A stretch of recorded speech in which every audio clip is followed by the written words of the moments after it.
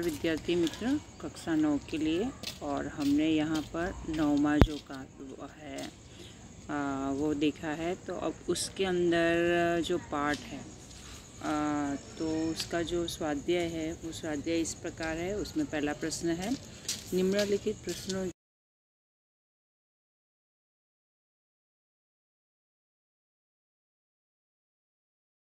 हैं। उत्तर इस प्रकार है। प्रियोदय बहुत सेवाभावी लड़का है। प्रत्येक रविवार को वह सन्यासी आश्रम के लिए मुठिया वसूलने निकलता है। स्कूल का कोई छात्र या शिक्षक बीमार हो जाए तो प्रियोदय अपने साथियों के साथ उसकी देखभाल के लिए पहुंच जाता है। वह तब तक उसकी सेवा करता है जब तक वह पूरी तरह भला चंगा नहीं हो जाता। अपने साथियों के साथ प्रियोदय बहुत आत्मीय व्यवहार करता है। वह उनके गुणों को विकसित करता है और उन्हें निर्भय बनाता है। किसी के बारे में अपशब्द बोलना उसे पसंद नहीं है। इस प्रकार प्रियोदय की सेवा भावना तथा स्नेहपूर्ण स्वभाव के कारण उसे सब प्यार करते हैं। प्रश्न नंबर 2, प्रियोदय के दल के 3 सदस्यों के नाम और उनकी विशेषताएं बताइए। तो प्रियोदय के दल के 3 सदस्य मोहन, सूर्यनारायण और इब्राहिम। अब इनकी विशेषता इस प्रकार है। मोहन खूब तेज लड़का है। उसका गला बहुत मीठा है। उसे गाने का शौक है। उसके गाने की सभी प्रशंसा करते हैं। सूर्यनारायण पढ़ने में कमज़ोर है पर उसका शरीर मजबूत है क्योंकि वह रोज़ 100 दंड बैठक करता है। वह दल के सदस्यों को तैरना सिखाता है। इब्राहिम को अपशब्द साला बोलने की आदत है। सरकारी अफसरों को साला बोलने में उसे कोई बुराई नहीं लगती। वह दलीलबाजी करता है फिर भी क्लब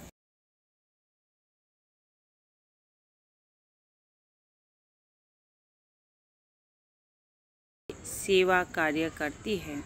तो उत्तर इस प्रकार है। प्रियोदय की टोली सेवाभावी लड़कों का दल है। यह टोली हर रविवार को सुबह सन्यासी आश्रम के लिए मुठिया वसूलती है। इसके लिए उसे कस्बे के मोहल्लों में जाना पड़ता है। स्कूल का कोई छात्र या शिक्षक बीमार पड़ता है तो प्रियोदय की यह टोली उसके घर पहुंच जाती है। टोली के सदस्य रोगी के पूरी तरह स्वस्थ हो जाने तक उसकी सेवा करते हैं। हैजा जैसी बीमारियों में यह टोली लोगों के लिए वरदान बन जाती है। इस प्रकार प्रियोदय की टोली कई तरह के सेवा कार्य करती है। प्रश्न नंबर 4, मनमोहन को तैरना सिखाने की जिम्मेदारी किसे सौंपी गई? कैसे सौंपी गई? तो उत्तर इस प्रकार है। मनमोहन को तैरना सिखाने की जिम्मेदारी दल के सदस्य सूर्यनारायण को सौंपी गई। सूर्यनारायण रोज़ 100 दंड बैठक करता था। वह मजबूत शरीर का लड़का था।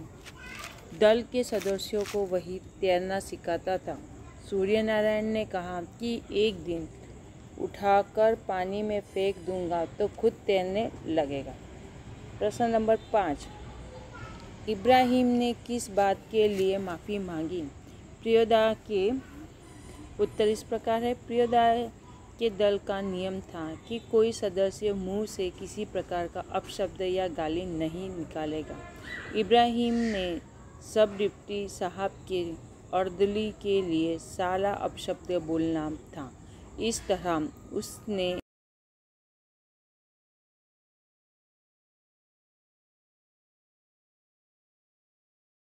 उसे अपनी गलती का एहसास हुआ, इसीलिए अपनी गलती के लिए उसने माफ़ी मांगी। प्रश्न नंबर 6, अपशब्द न बोलने के बारे में क्लब का क्या नियम था?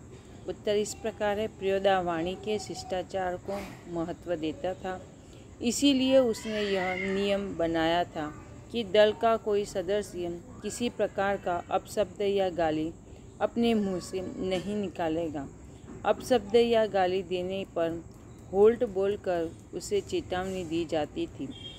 10 से अधिक बार अपशब्द या गाली मुंह से निकालने पर क्लब के सदस्य उसका साथ छोड़ देते थे। इस प्रकार अपशब्द ना बोलने के बारे में क्लब का कठोर नियम था। प्रश्न नंबर 2, निम्नलिखित प्रश्नों के उत्तर एक एक वाक्य में लिखिए। तो उत्तर इस प्रकार है, प्रश्न पहले फिर उत्तर। पहला है प्रश्न, प्रियोदा के दल के सदस्य शनिवार की शाम को कहाँ एकत्र होते थे? प्रियोदा के दल के सदस्य शनिवार की शाम को परमान नदी के उस पार बलूचर पर एकत्र होते थे। प्रश्न नंबर 2, स्कूल की छुट्टी के बाद सभी सदस्य मिलने पर क्या करते थे? उत्तर इस प्रकार है, स्कूल की छुट्टी के बाद सभी सदस्य मिलने पर रविवार का प्रोग्राम तय करते हैं। प्रश्न नंबर 3, मनमोहन ने प्रियोदा के पहले प्रश्न के उत्तर में किस भारतीय महापुरुष का नाम लिया? उत्तर इस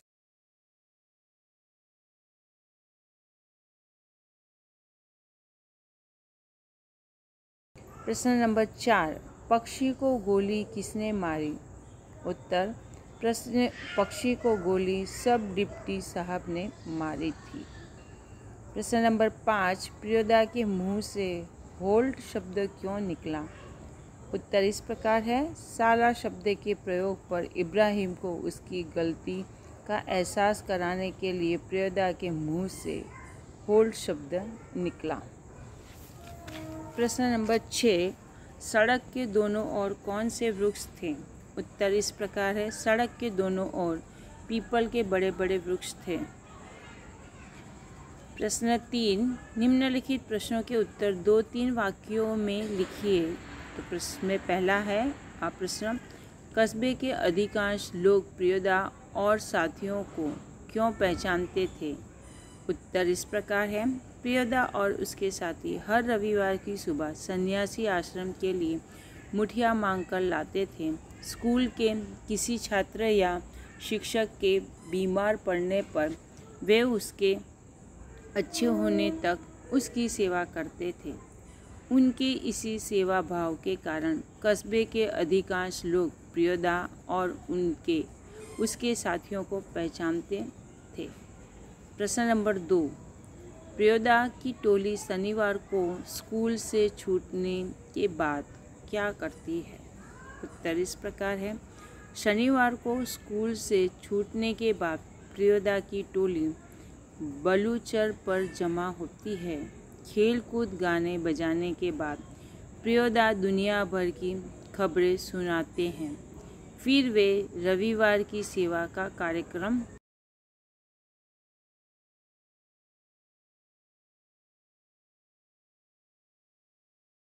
सूर्यनारायण ने क्या कहा? उत्तर इस प्रकार है, मनमोहन को तैरना सिखाने की जिम्मेदारी सूर्यनारायण को सौंपी गई थी। इस बारे में उसने कहा कि एक दिन उसे उठाकर पानी में फेंक दूंगा तो खुद तैरने लगेगा। प्रश्न नंबर 4, पुल के पास गाड़ीवान क्या कर रहा था? उत्तर इस प्रकार है, प्रियोदा के दल के सभी सदस्य घर लौट रहे थे। उन्होंने देखा कि पुल के पास एक गाड़ीवान तन्मय होकर एक लोकगीत गा रहा था। प्रश्न 5, मनमोहन का भय दूर करने के लिए प्रियोदा ने क्या किया? मनमोहन का भय दूर करने के लिए प्रियोदा उसे उस रास्ते से ले गए जो बिल्कुल सुनसान और डरावना था। उन्होंने मनमोहन को वह उजड़ा मकान दिखाया जहाँ पहले मुर्दों की चीर-फाड़ होती थी। लोग मानते थे कि वहाँ आसपास के पेड़ों पर अब भी भूत पिशाच रहते हैं और प्रेतनियाँ झुंड बनाकर नाचती हैं। प्रश्न नंबर 6, भूत प्रेत के बारे में प्रियोदा ने मनमोहन से क्या कहा? उत्तर इस प्रकार है। भूत प्रेत के बारे में प्रियोदा ने मनमोहन से कहा कि 10 काम करने वाला तो खुद भूत होता है। जो खुद भूत है उसे दूसरे भूत की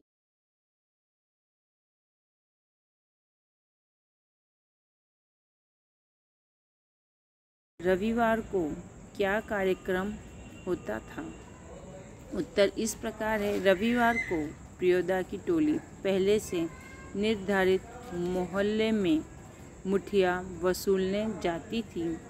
इसी तरह टोली के कुछ लोग बीमार व्यक्ति की सेवा करने जाते थे।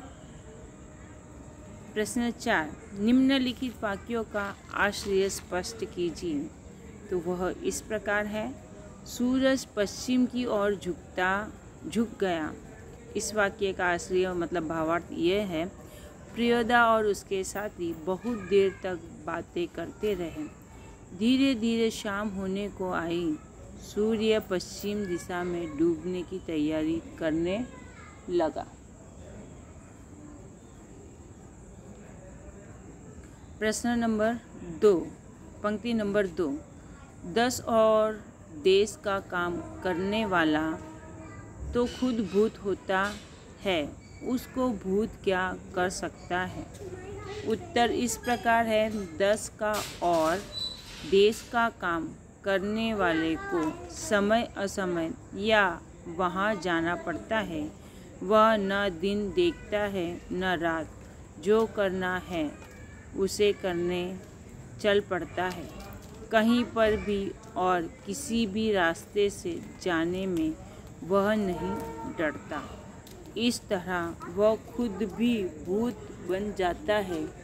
तुमको भी 10 और देश का काम करने के लिए इसी तरह भूत बनना है। इसीलिए तुम्हें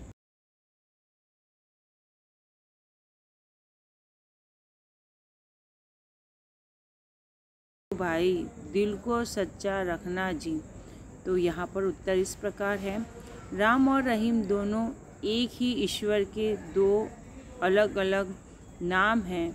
दोनों को अलग अलग समझना भूल है। मन की पवित्रता जरूरी है। मन पवित्र हो तो राम और रहीम का भेद अपने आप मिट जाता है। प्रश्न इसमें टिप्पणी 4 है। भोला गरीबक दिन पहिया हरब भोला। इस पंक्ति का यह अर्थ है, यह उद्धरण आंचलिक बोली का होने से और इकाई मतलब पाठ में इसका सीधा संदर्भ न मिलने से यहाँ इसका उत्तर नहीं दिया गया है। अब यहाँ पर है प्रश्न 5। सही जोड़ हमें मिलानी है और हर एक जोड़ के सामने यहाँ पर उलट सुलट में लिखा है। तो अ विभाग से व विभाग को जोड़ना है। मनमोहन हैजे से डरने वाला। प्रियव्रत राय मैट्रिक का विद्यार्थी है। सूर्य नारायण पहलवान है। डिप्टी का अर्दली मतलब खचड़ा और परमान एक नदी। अब यहाँ पर प्रश्न नंबर 6 जो है वो इस प्रकार है। शब्द समूह के लिए एक शब्द लिखिए जिसमें पहला शब्द समूह है दूसरों के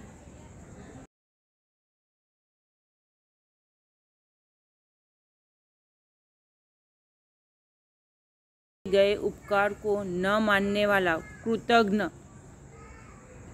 तीसरा, मुर्दों के बीच चीर फाड़ की जगह पोस्टमार्टम।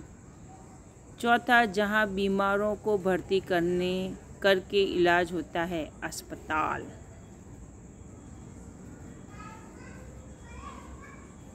यहाँ पर प्रश्न नंबर 6 उसका क इस प्रकार है। निम्नलिखित प्रश्नों शब्दों के विरोधी शब्द लिखना है। तो गरीब का अमीर, प्यार का नफ़रत, स्वस्थ का अस्वस्थ, गलत का सही, उजड़ा मतलब हरा भरा, इच्छा माने अनिच्छा, बीमार माने स्वस्थ, आग्रह माने निराग्रह।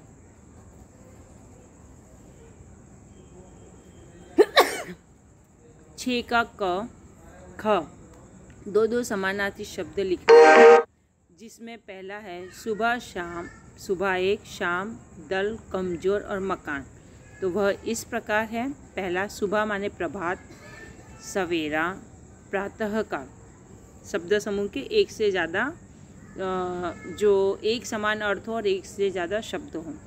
दूसरा है शाम माने संध्या, सांझ, सायकाल। ये संस्कृत वर्ड है।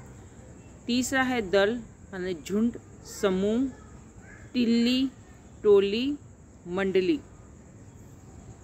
चौथा है कमज़ोर, जिसका एक ही है दुर्बल, है ना, या दुर्बल, हाँ। पांचवा है मकान माने गृह, घर, आवास। अब विद्यार्थी मित्र, यहाँ पर कक्षा 9 का जो स्वाध्याय है वह पूर्ण होता है। आप